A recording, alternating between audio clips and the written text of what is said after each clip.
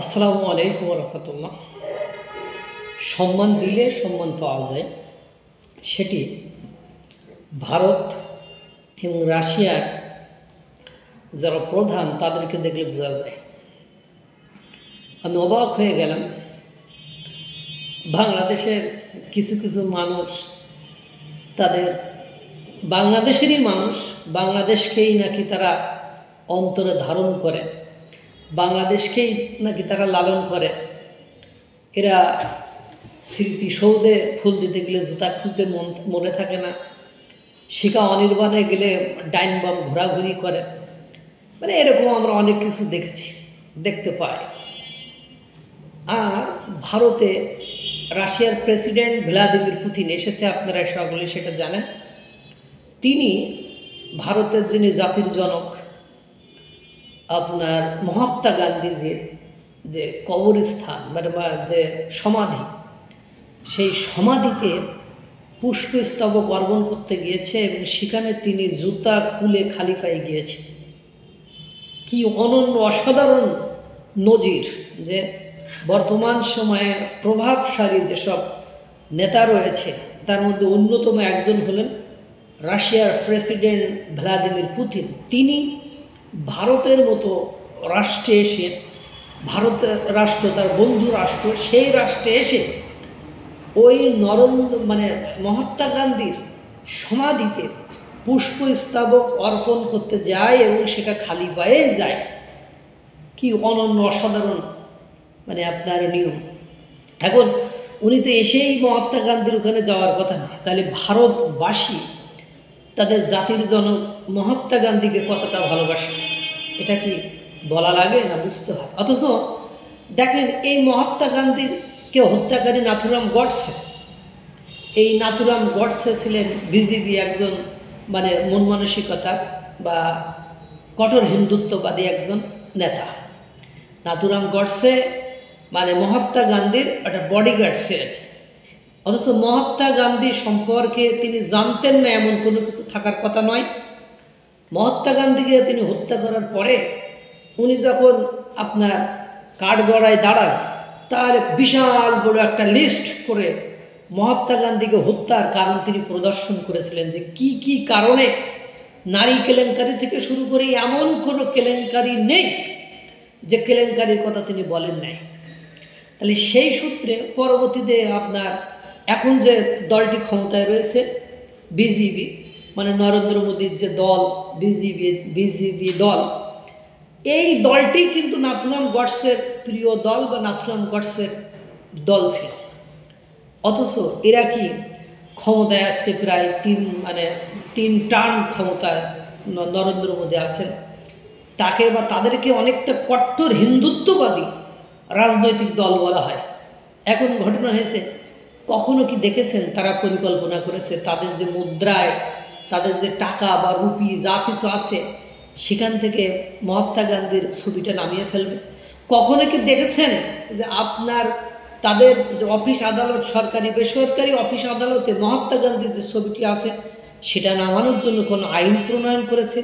কখনো কি দেখেছেন যে মহাত্মা গান্ধীকে তারা বিশ্বাসঘাতকর, চরিত্রহীন বা ভারতের ক্ষতিকারক বলে সম্বোধন করেছে? কখনো কি দেখেছেন যে মহাত্মা গান্ধী ছোট হয়, মহাত্মা গান্ধীর ন্যূনতম সম্মানহানি হয়, এমন কোনো কিছু তারা করেছে?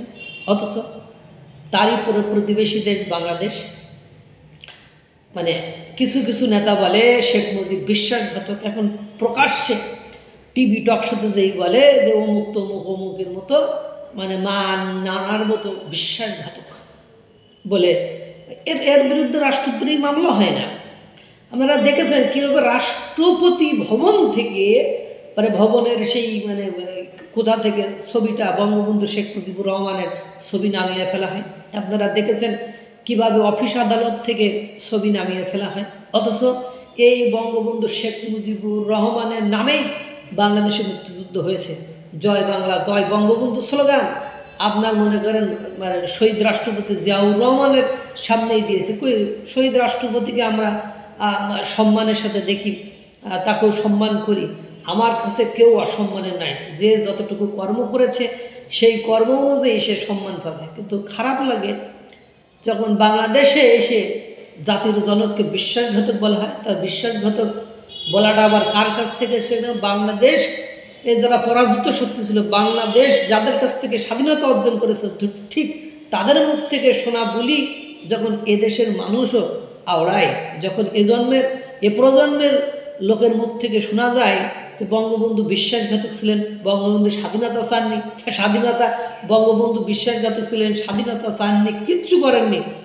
তিনি বছরের পর বছর যুদ্ধ করেছেন, মানে জেল খেটেছেন, ইনি বছরের পর বছর মানে কারাবন্দী ছিলেন, অন্য কাউকে তো ধরে নিয়ে যায়নি।